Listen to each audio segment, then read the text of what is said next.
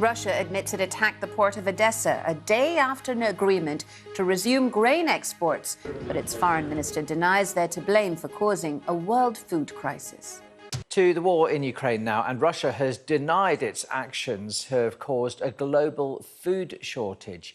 Moscow's Foreign Minister Sergei Lavrov said Western nations were distorting the truth about the impact of sanctions on global food security during a diplomatic visit to Cairo in Egypt. This comes as Volodymyr Zelensky condemned a missile strike in Odesa less than 24 hours after a deal on grain exports was signed by Ukraine and Russia. Overnight, he called for unity ahead of Ukrainian Statehood Day this Thursday.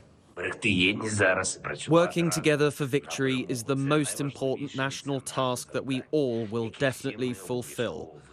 And therefore, we will be able to do what previous generations could not do before. This applies to our defense in this war for independence, to our course towards a united Europe, towards full membership in the EU, and our ability to become one of the most modern states in the world. Russia's Foreign Minister Sergei Lavrov has dismissed claims that his country is responsible for the global food crisis. Yes, in a speech to ambassadors in Cairo, he said that Western nations were distorting the truth about the impact of sanctions on global food security. How's that going down? Let's speak to our diplomatic correspondent, Paul Adams, who's in Kyiv for us this morning. So Russia's saying, not our fault, nothing to do with us, Paul.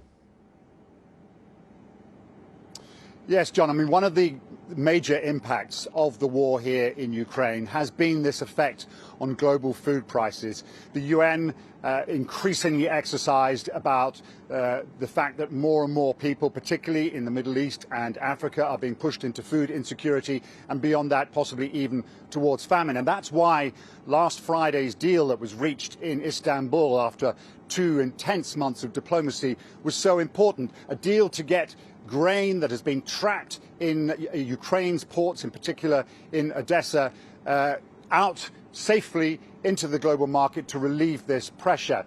So you might think that the Russian attack on Odesa just the day before yesterday, less than 24 hours after that deal was signed, might cause problems for Russia's foreign minister as he goes to Africa. But he is there to reassure some traditional allies of Russia since the days of the Cold War, that they should stick with Russia, that Russia will supply as much grain as it possibly can, will fulfill its orders, and that these countries should not blame Russia, but should look at the West to blame for this crisis. For example, saying that ships that have been trapped in the port of Odesa for the last 5 months have been effectively held hostage by Ukraine. It's a parallel reality, but I think he's going to have a fairly receptive audience wherever he goes in Africa.